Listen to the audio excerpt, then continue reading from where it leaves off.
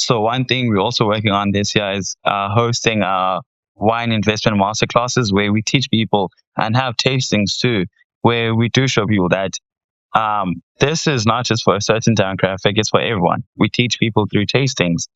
We invite people who want to invest in our platform. Of course, we want to invite people who want to invest in our platform, where come and taste these expensive wines.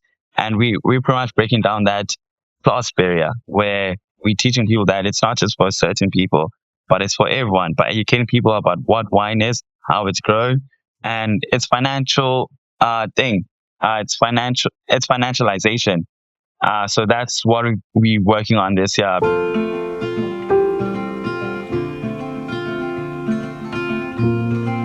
Welcome, everybody, back to the Barrels and Roots podcast. I am your host, Sean Trace, and thank you for joining us again tonight. We will try not to bore you. I don't know if I will succeed, but my guest is awesome, so I think we're going to have some fun. Can you tell people who you are and a little bit about what you do? Okay, so hi, everyone. My name is Siphe Mwanza. I'm from South Africa, from a small town called Mthatha in the Eastern Cape. Very quaint place. Invite everyone to pull through over here. So what we actually do is we are a wine investment platform. So we're pretty much democratizing access to fine wine as an asset class, because most people don't even understand that you can actually invest in wine. I can actually help you grow your wealth and preserve your wealth instead of it being a consumable asset. But the problem is fine wine has always been, for the past years, it has always been like available for the ultra wealthy only. So what we do is we're breaking that barrier and we're actually opening it up to retail investors, everyday professionals who want to grow their wealth and who want to build their wealth through fine wine, their passions, since fine wine has an emotional attachment to many people. That's amazing. It's interesting, too, because I have a podcast called Growing Money with Sean Trace. Yeah. And in my Growing Money with Sean Trace podcast, we talk about investments, Awesome. And this one, I talk about wine. And it's like, I was really fascinated because I had never thought of wine as an investment. But I was watching a YouTube video recently, last year. And it was interesting because in the video, the guy was talking about Rolex. And he was like talking about how Rolex have become another investment vehicle. And it's like, you see these different things that hold value and things that do not hold value. Exactly. This is something that I realized. I'm a videographer, and there are certain camera systems, like I love them, but they don't hold value. Exactly. You buy a camera, it's so beautiful. I love it. A couple years later, you go like, wow, that camera's a little bit old. I have emotional attachment to it, but I'm like, let's see what I can sell it for. And it's just painful. It's so painful. Like, it has no value now. What is that? But yet wine holds value. Gold holds value. And gold's been on a roller coaster lately, but wine generally, especially these really, really good vintages from very good wineries do hold value. So it's fascinating. How did you get into this, by the way? That's what I want to know. Thank you, Sean. That's you pretty much summed it up from my side too, because I remember when I was starting my investing journey, I remember just looking at the stock market here in South Africa, the local stock market. I remember just being so frustrated by the businesses in the local listing, businesses that do not relate to my everyday. I have no passion about them. It's purely for the reason for investing in them. It's purely for like financial reasons. And I honestly didn't want to. I do think there's space for that in every investment portfolio for sure, because that's a goal, to create wealth for yourself and your family. But I wanted a space for my portfolio where I can invest in my passions and invest in stuff that I can see the intrinsic value to.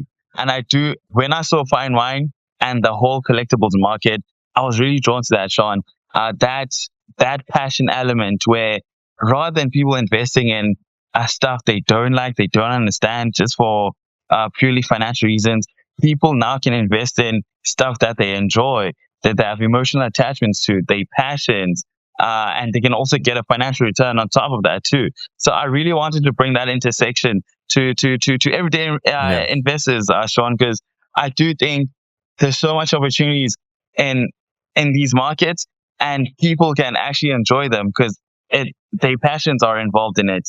So I really wanted to open that because most people haven't experienced that, Sean. Yeah. And I do think that's very important for people to actually enjoy that, rather than a certain class in the world that gets to enjoy these collectibles. I want everyone to be able to enjoy investing in their passions.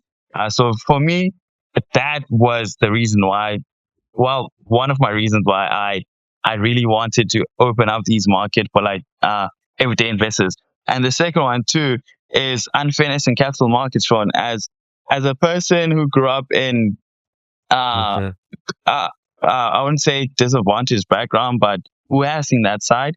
I was really frustrated by the unfairness in capital markets, where why is it a certain class of people who get access to these assets, and certain people can't get access to these assets, and people can grow their wealth through these asset classes, and some people can't. I really was frustrated by that problem, and I was really drawn to that solving that problem Sure. where everyone gets to have access, and if they choose not to invest, then that's fine.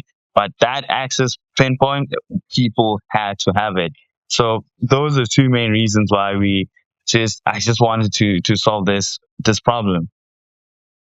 One of the things that I find, and this is something I am now going to decide to put this podcast on both. I'm going to do a collaboration where this podcast is going to go on my Growing Money and my Barrels and Roots podcast, because Awesome. honestly, it's fascinating to me. And there's a couple things too that I want to talk about, because Definitely. first of all, one of the things that's interesting to me is when I talk to people on Growing Money, Yeah. the way that people talk about money Mm. is a very American centric. Okay. Like, I'm talking to mainly financial advisors from the US, and they're talking about the same platform, the same ways you got to invest in the stock market. But like, one of the things is around the world, other people don't always have that ability to get that. Like, I'm in Vietnam right now. I Awesome. split my time between California and Vietnam. In Vietnam, for a long time, their thing that they invested in was gold. Yeah. Like, there is a long, long tradition of investing in gold. Why? Because it resisted inflation, and it was a country with a massive inflation. And it's interesting because other people would collect jade, people would collect silver. There were things that people collected that had value, and now Yeah. we've entered into an interesting time where people are collecting. I mean, there was the whole NFT thing that kind of went up and down, but one of the things that was interesting is that we've been collecting things for a long time. People, humans, you can think about when I was a kid, baseball memorabilia, baseball cards, basketball cards. Exactly. These collectibles are really special. Like, I remember when I was a kid, I don't know if she still has it. My great aunt had something in her house. I would walk in the house, and I would look, and she had all these things, these memorabilia around. But there was one thing that I kind of drew my attention. It was a baseball. She had 3 of these baseballs. And I was like, "What's this one?" Yeah. And she's like, "Oh, that's a baseball." And I was like, "Whose name is on it?" And she's like, "Oh, that's Willie Mays." And I was like, "Oh, that's an autographed baseball for." He's like a famous '60s baseball player. And she's like, "Yeah, but that one's not as special." And then she's like, "This one is the one that I really like." And I was like, "Why?" She's like, "Well, when I was a little girl, we went out to this baseball field near my house in Arizona." And I said, "Okay." And she's like, "When we were there, the 1962 Yankees were there practicing." I said, Oh. and she's like, "And this baseball was signed by the whole team. The Yankees in 1962 that won the game, and it had some of the biggest names in baseball were on that, like in the history of baseball. It was some of the biggest names that you could no, and I mean, she just had it in her house. And I mean, I remember years later looking up the value of it, and I don't know what it's worth now, but it was insanely expensive. Like, anybody else that had something like that, it was crazy that what these things were selling for. And I just was like, here it was sitting in someone's house, this asset that was extremely valuable, and yet other people didn't necessarily know. And, I'm fascinated by that, whether it be video games, baseball cards, toys, wine. There are things out there that have just immense value that people collect. Talk to me about, are there any other collectibles that you think are really interesting as well? Yeah, definitely, Sean. One thing I think you really tapped into is that the first point I really want to talk about is I do think as the world changes, And as the economy changes, I do think investment needs and wants also change. So now you'll see people have been investing in the stock market for years, but that's not enough anymore. And now they want to diversify the portfolios. They want to get into collectibles. They want to get into gold, since the characteristics are low correlated to the stock market. So I do think, yeah, there's really way more hunger for these asset classes now more than ever, because the economy is changing. Inflation is just going up and up, and now people just want assets to invest in that will protect their Mm-hmm. wealth. But also, I think one thing I do find the collectibles space really interesting, Sean. And I think for me, the asset class that most surprised me and that I actually do like, it's a classic cars, because the one thing you heard growing up, especially if you went into accounting, if you studied accounting, is cars depreciate. Like that's one thing you were told, that Yep. the minute you buy a car, the minute you leave the dealership, your car has lost its value. So when I found out classic cars, A lot, like a lot. exactly, like a large charge. So when I found out classic cars are actually growing value, I was like, oh my gosh, really? There are certain cars that actually grow up, Yeah. that the value actually just goes up. And arts too, because I'm not a painter Right. myself. I'm not an art connoisseur at all. But I do find it fascinating that there are some things that if people attach value to it, they actually can grow. So as you said, like, I think a lot of people don't even know they have valuable assets in their households, probably. Where, Right. yeah, exactly. Where, as you said, your great aunt had a baseball signed by the whole Yankees team from the 62 team. I think that is so valuable. I Right. think that is just iconic, because that is so rare, and you can never have that anywhere else. You can never have the 62 team sign any other baseball card right now. So I think the value is attached to that rarity. You know. So I do think, I also, Right. besides classic cars and art and fine wine, I don't. I think watches. I also find that really interesting. I do think there's so many interesting Yeah. collectibles in this space. Even stamps. There are some stamps you can actually grow your wealth. I was like, that is, yeah.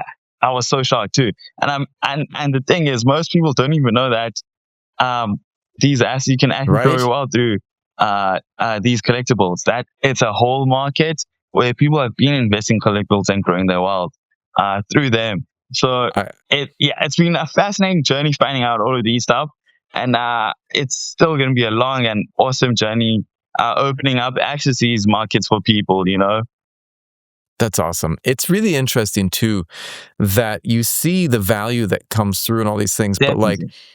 when they get sold, but like sometimes people don't know. I love the show, like what was it, Antique Roadshow, and they go and like people bring these things like, I've got this thing in my house, you know, is it worth anything? And like one guy's like, yeah, that's worth $200,000, and you're like, And say that's what? You know? yeah, Yeah, they had no idea, you know, and it's wild like that. But you know, there's something powerful for being able to know that, and I think true. that that's such a great thing. So the couple thoughts though.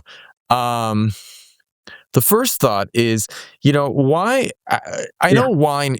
I love wine. A lot of people love wine, but like, yeah, you know, South Africa, first of all, is a place that grows a lot of great wine, yeah, and you know, and especially in the global market, you know, yeah. it's a place that is definitely. Talk to me about how you got into wine in South Africa. What was the connection there, and how did you connect to that? I mean, obviously you wanted an asset, but you had to have a love of it, and to a degree, right? Yeah, so I think I want to paint a picture first where, in terms of the wine market, the European wine markets are pretty established. They've been going on Yeah, for a long, long time, where they have great infrastructure in place. They have a lot of merchants, as the wine market is based in the UK predominantly.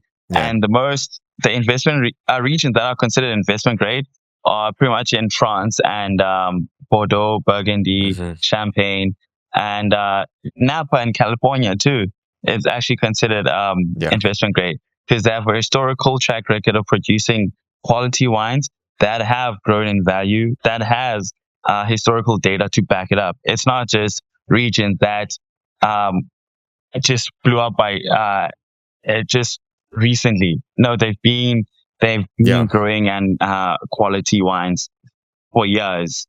And South Africa, the one thing about South Africa, Sean, is that South Africa is quality wine. We've been growing wine since the 1600s, if I'm not mistaken. I think Napoleon used to buy his wine in Cape Town, the Western Cape, back in the like 1600s or whatever, if I'm not mistaken. So we do have a strong history of growing quality wines, but we haven't had great infrastructure here per se, and we didn't have a great secondary market presence. But there are good people working in the market, like Hugo Jacobs.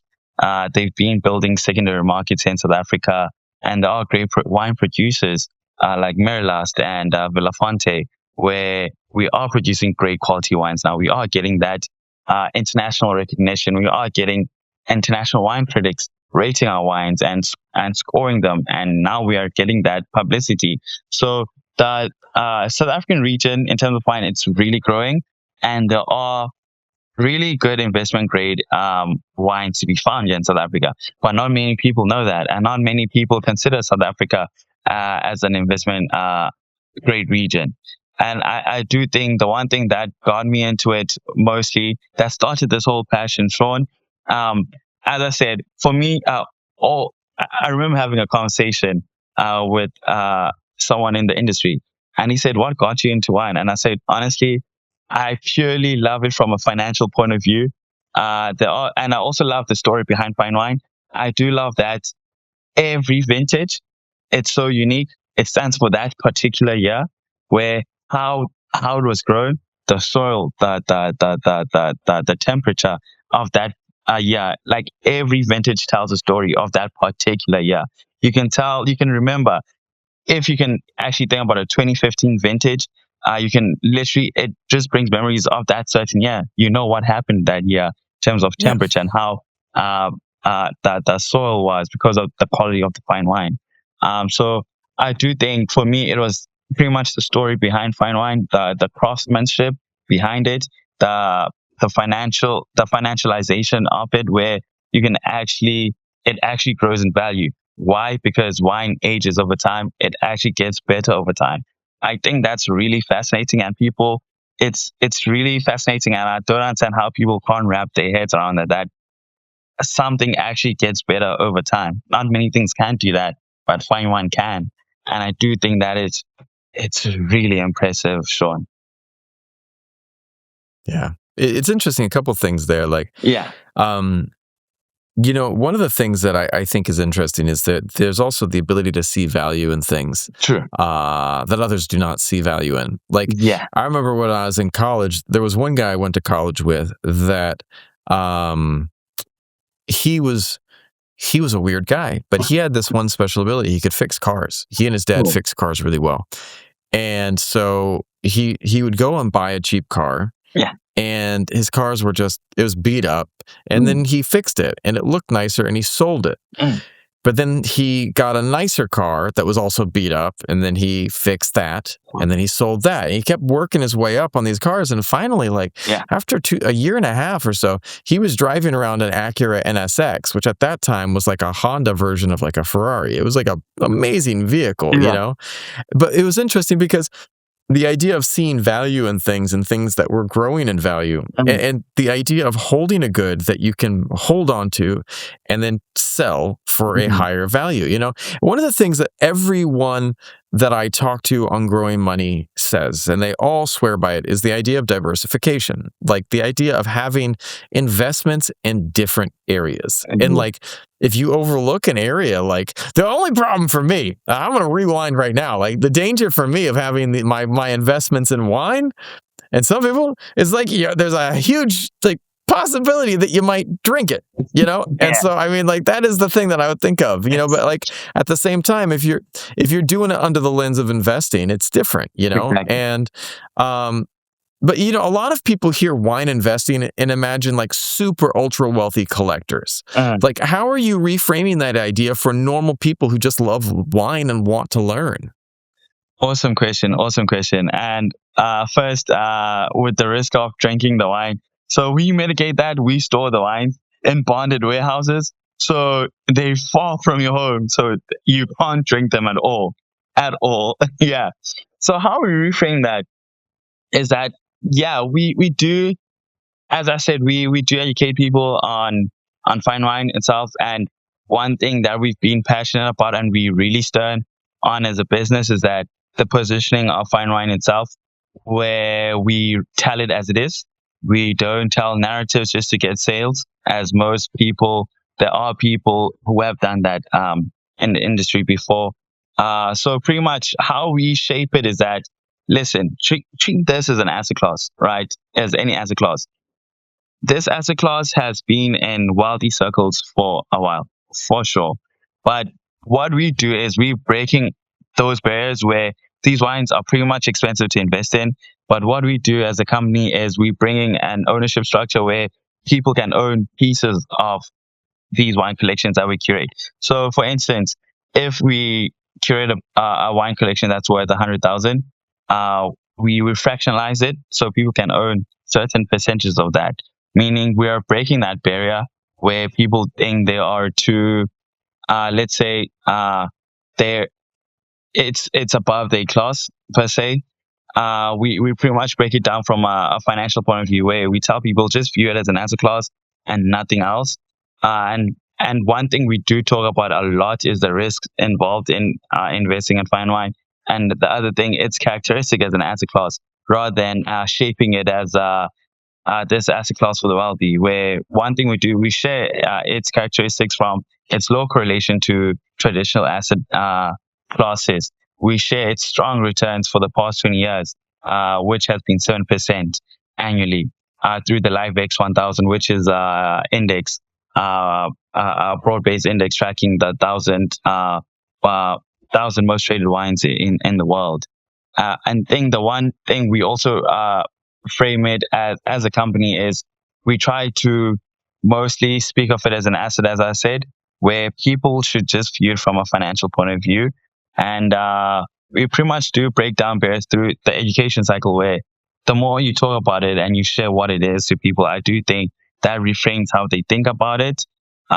So one thing we're also working on this year is hosting wine investment masterclasses where we teach people and have tastings too, where we do show people that this is not just for a certain demographic, it's for everyone. We teach people through tastings.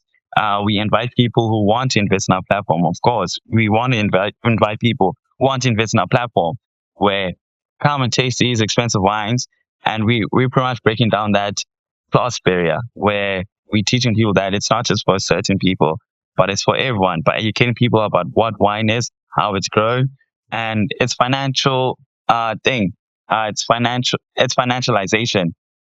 So that's what we're working on this year, because we do think one thing we have encountered here is that we have to own the whole value chain, where we have to educate people before anything else. Because most people don't even know what fine wine. That fine wine is an investable asset. Most people, as you said, people have been viewing it for years as something that wealthy people have been doing. But with our education and with the education that we're trying to do for people and teaching them about fine wine, we have seen that people are drawn to it. We're changing people's perceptions through that. So that's one thing we're really, really working on this year too, where we just want to host a lot of master classes where we teach people about fine wine. And then hopefully if they want to invest in our platform, they can, but if they don't, it's fine. So that's what we pretty much been doing. I love it. And like, honestly, it's like one of the things that I rant about on this podcast and I get up on my soapbox is wine for the people, man. Yeah, like, sure. Honestly, like, I love that wine is a valuable asset, but I also think that wine should be able to be enjoyed by everyone. Yeah. And that there is a place for all of us to learn about it, to enjoy it. And but also if you can look at it and learn, what is special about this bottle. But I also love that you're lowering the barrier to entry, because by having something sold for a portion versus the whole thing, it's like because you can't really break a bottle of wine into pieces, to like, all right, you're gonna get this little vial of wine. Here you go. This is what you got. Yeah, because I remember, and there's wild stories about different things that are super valuable that you would never know. Yeah. I've got obsessed. When I was a kid, my uncle had a horse farm. Okay. And like I've always loved horses, and I am fascinated by some of these these really, really expensive stallions, American quarter horses. Okay. Like it's always really fascinating to me when I look about how much these are rodeo horses, like cowboy horses. Rodeo And horses. there's a couple of them. Yeah, there are some of them that are so valuable. There's one, I believe it's called Shades of Ray, and it's a horse, or what is it? It's like Billy Ray. What is the horse's name? Stevie Ray Vaughan, or it's like Ray Vaughan horse. I'm looking it up. Give me 30 seconds. Okay, no problem. Stevie Ray Vaughan, but it's spelled different. Okay. And the horse is Stevie Ray Vaughan. And now his dad was a horse called Metallic Cat. Now, the stallion itself has won over $420,000. That horse has won $420,000. Now, his offspring, the babies of this horse, have produced over $20 million in winnings. What? $20 million is what his offspring have been able to make. $20 million is what all of the babies from this horse have been able to make. And like the stud fee for this horse to have, for your horse to have a baby with this horse, is $10,000 starting. $10,000. Like that's what you pay to be able to get a baby from this horse. And you're not guaranteed that you're getting a baby. And I eat like massive amounts of of babies. But like, why I bring this whole thing up is because I'm circling back. It makes sense.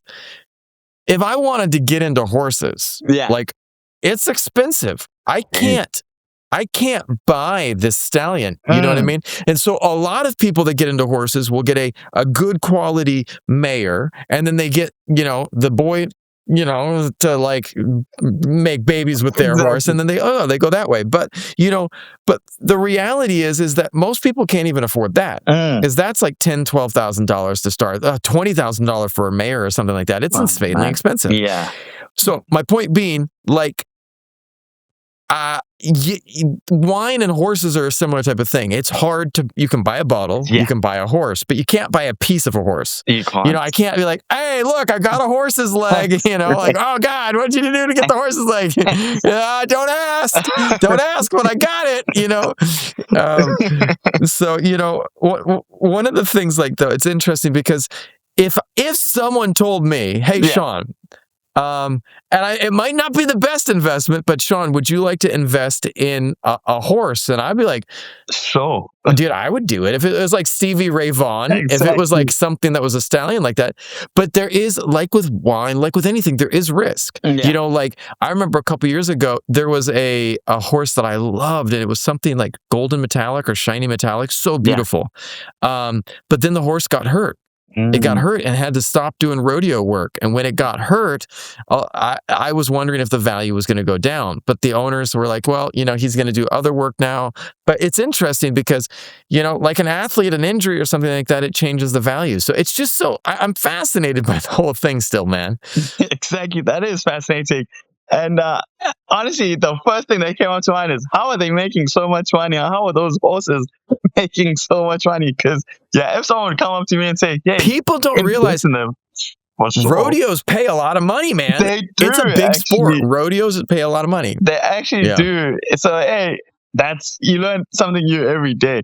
And I do think that actually does relate to fine wine, because I think the first problem, as we've been talking about, and sorry to rehash it, is that's information asymmetry, where most people don't know about most of these things, because most of these asset classes, they're not in the mainstream, Sean. And I don't know who gatekeeps the information, but I do think with technology nowadays, it's so easy, and social media, of course, it's so easy for information. Information has been democratized now. You can learn anything at any time online. So I do think now it's up to people to take that prerogative to learn about stuff out there. that can actually help them and grow. So, and I think that's one thing that has been hindering fine wine from becoming mainstream, because I do believe that most of this information has been concentrated on certain levels, demographics, for reasons, because you can't be sharing information to people that won't be able to afford it or won't be able to access that market. It doesn't make any sense. So it makes sense why it has been like that for a long time. As with fine wine itself, structurally, it makes sense why people have been being able to have access to these markets, because how these markets have been structured, it's been so bad. So for fine wine, in terms of like data, even buying these bottles, so certain wineries, you need to be on a wait list. Not anyone can get on the wait list for these wineries. You know, it takes years for people to even get access to the wait list for these wineries. Most people, the fine wine market is a relationship based market. You need to know a lot of merchants to get, so you don't get robbed in terms of pricing, because you can buy a wine but you're overpaying for it, or you can buy a wine and you don't even know you're paying fair value for it. So expertise comes into that, where you need to talk to people who have been in this market for years, who know where to get to source these wines, who know the value, who can value these wines. Because I do think one thing that has kept people from investing in these asset classes, it's the admin to invest in these asset classes is just too much, and the returns aren't matching the admin that they go through for this. So I do think we're actually doing good work, where we are pretty much trying to make the end-to-end management really easy for people, where it's easy, just like the stock market, where you can go on a platform like Robinhood and you can just scroll and buy a company, and then you can track it through your dashboard, and you can track your portfolio's value. And then if you want to sell your portfolio, you can easily on the platform. Uh, I do think that has been hindering people from investing in these assets, especially when you hear stories like Stephen Ray Vaughan, where you see, people have been making money from most of these stuff, but the problem has been the access, the admin. The markets have just been just so bad, and it's only catered to people who have the funds to be able to handle the admin, to hire people to do these stuff for them. So that's where we come in, where we want to do all of that for people and just lower down that barrier. And in terms of like the ownership structure, where people probably think they own a piece of wine, it's not like that. So what we do is we curate these wines, the bottles, the collection, and then we attach an ownership structure around these wine collections, as fine wine is not a financial product itself. It's still a consumable. But since we attach an ownership structure, now it can be considered a financial product. And now people can actually own rights to that through digital shares. So we're planning on tokenizing our wines. So what that means is pretty much people own digital shares of these wines. So now you can own 10% of a South African red wine collection. If that makes sense. So that's what we are It does. Definitely trying to do. And by this year, by the grace of God, we will pretty much do it. That's awesome. And it's awesome because it's like you said, it democratizes the wine industry, because it gets people into a place where they can access something that they didn't have access to. Exactly, Me getting access to like Stevie Ray Vaughan, it's like there's like a way to get in there. But but the thing, and I think that like the beautiful thing is I think that as we learn about it, as we learn about these things and you educate yourself, you can make informed decisions. And I think informed decisions is what, it's like, you don't want to be the person who invests blindly or does stuff that is without thought or reason. And you want someone and people to be there who can guide you. Right now everyone was hearing about gold being valuable, and then everyone bought gold, and then everyone got freaked out, and then sell it. And it's like, it's just up and down. But if you have, people that can make this safer for people, I mean, any asset, any investment has risk to it. And like, that's the reality. Exactly. Anything that you buy has a degree of risk. Exactly. And, if you can just be smart and use this as part of your diversification, like, Yeah, because at the end of the day, you want to have diversified assets. You definitely don't not. want to have, if you have everything in stocks, that's not good. You have everything in bonds, that's not good. Yeah. So having that diversity that's so important. Now, I want to ask you though about wine. Do you have a favorite wine? What's your favorite wine? Okay, so my favorite wine, from a financial point of view, it's definitely Canon called Paul Sawyer 2015. It's a South African red. 2015 was a great year for South African wine. Yeah, everything was just perfect in terms of South Africa, and in terms of like it being an asset and the value that it has shown over the years. Yeah, it's something special. Because as I said, in these markets, there's always uh, that special event that happens where it's either NFTs or whatever. And I do think for wine, one thing I wish I had invested in the Canon Corporal Sawyer 2015. Not that this is financial advice or I'm telling people to go invest. No, please don't mince my words. But yeah, I do think that's my personal favorite. But like, are there any specific regions or styles of South African wine that you think the people need to know about, but they still don't understand? Yeah, definitely, Sean. I do think we have a few hidden gems here in South Africa. I do think we do have regions that have been really producing iconic wines over here. But as I said, the world has been undervaluing South African wines for a while, and I do think they're doing something special in the Swartlands and in Stellenbosch. I do think those regions have been growing quality wines.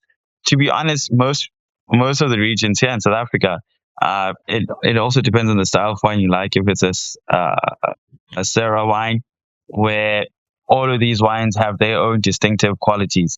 And now people are actually recognizing them because you can't get South African style anywhere else in the world and the quality of the wines we produce. So I do think South African wines have been really underappreciated for a while, and now they're catching up to it. And the pricing of these wines are also very attractive to international investors, as the rand is pretty much really weak towards the main currencies in terms of the dollar and the pound and the euro. So yeah, those are attractive points to buy South African wines. It's underpriced quality compared to most investment regions, which are now so mainstream that their wines are so overpriced, and now people can't even afford some Bordeaux. So now, but now people are trying to find those hidden gems, those hidden regions that are creating quality wines that are underpriced right now. That's awesome. And do you think that for someone just getting into wine, not investing yet, like just learning, what Yeah. habits help them develop a better taste and better judgment of great wine? What habits do you think would really help with that? Okay. I think the one thing that really does help people, I do think going to wine tastings, I do think that really helps you actually get a grasp of quality wine, where you know the difference between a dud and something that's of quality. I do think going through that education process of wine tasting and wine master classes, where you're being taught about the craftsmanship behind the wine, what goes into these wines, the kind of grapes.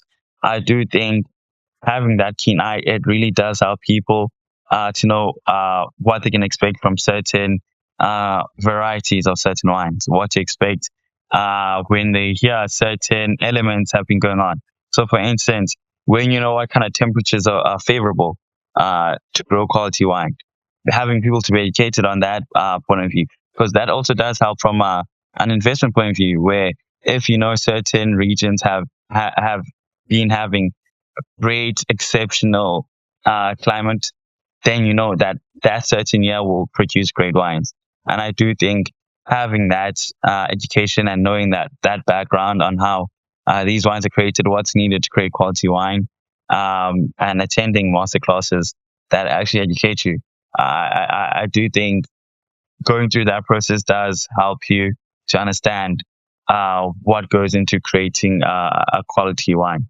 So yeah, from my side, I do think that that really helps. And of I course, love having it. platforms that educate you. Of course, as I said, through the internet, information has been democratized, and now you can learn anything and anything everywhere. But of course, you have to trust people who have been in the industry for years.